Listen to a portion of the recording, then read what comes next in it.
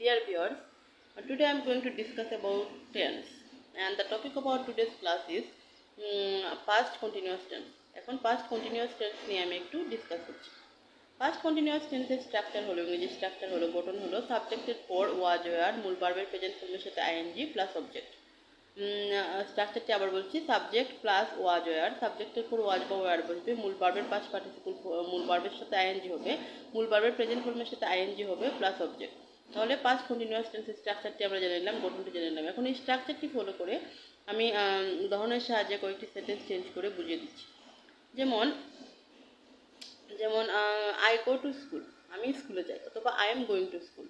এটি হলো present continuous tense. এখন পাস্ট কন্টিনিউয়াস যখন করব, তাহলে পাস্ট কন্টিনিউয়াসের যে স্ট্রাকচারটি রয়েছে, স্ট্রাকচার ফলো করে আমরা এটাকে পাস্ট কন্টিনিউয়াস করব। তাহলে প্রেজেন্ট কন্টিনিউয়াস রয়েছে একটা sentence, I am going to school, এটাকে পাস্ট কন্টিনিউয়াস করব। তাহলে পাস্ট কন্টিনিউয়াসের যে স্ট্রাকচারটা রয়েছে, স্ট্রাকচার অনুযায়ী স্ট্রাকচার হলো প্রথমে সাবজেক্ট, তাহলে আই হলো সাবজেক্ট, তারপর ওয়াজ ওয়ার, তাহলে এখানে এম হবে না, এখানে হবে ওয়াজ।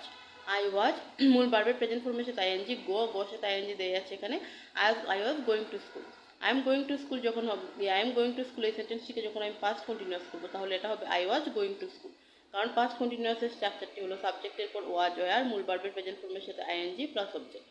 তাহলে আশা করি স্ট্রাকচারের সাথে মিল রেখে একটি সেন্টেন্স চেঞ্জ করতে পেরেছি। আরেকটি সেন্টেন্স যেমন we finish hour work, we finish our work, এটি প্রেজেন্ট ইনডিফিনিট টেন্সে রয়েছে। উই ফিনিশ আওয়ার ওয়ার্ক এই সেন্টেন্সটিকে যখন আমি পাস্ট কন্টিনিউয়াস করবো, তাহলে হবে we were finishing our work, we were finishing our work.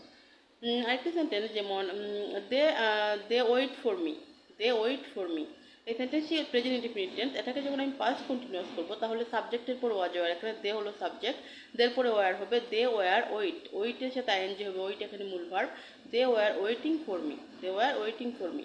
তাহলে পাস্ট কন্টিনিউয়াস টেন্স সম্পর্কে আমরা জানলাম। পাস্ট কন্টিনিউয়াসের ইংরেজি গঠন হলো সাবজেক্টের পর ওয়াজ ওয়ার মূল ভার্বের প্রেজেন্ট ফর্মের সাথে আইএনজি প্লাস অবজেক্ট। তারপর এরকম হতে পারে she plays the game, she plays the game এই সেন্টেন্সটিকে আমি যখন পাস্ট কন্টিনিউয়াস করবো, তাহলে সাবজেক্ট হলো শি, শির পরে হবে ওয়াজ, শি ওয়াজ মূল verb play, she was playing the game, she was playing the game. তাহলে আশা করি আমি পাস্ট কন্টিনিউয়াস স্ট্রাকচারের সাথে মিল রেখে সেন্টেন্সগুলো চেঞ্জ করতে পেরেছি।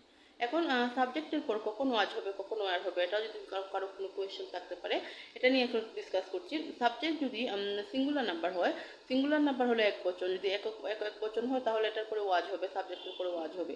আর যদি প্লুরাল নাম্বার হয়, যদি সিঙ্গুলার নাম্বার হয় সাবজেক্ট, তাহলে হবে ওয়াজ, আর যদি প্লুরাল নাম্বার হয় তাহলে হবে ওয়ার। তো একের অধিক যদি বোঝায়, যেমন প্লুরাল নাম্বার যেমন উই, আমরা, দে, তারা, এগুলো যদি হয় তাহলে হবে ওয়ার।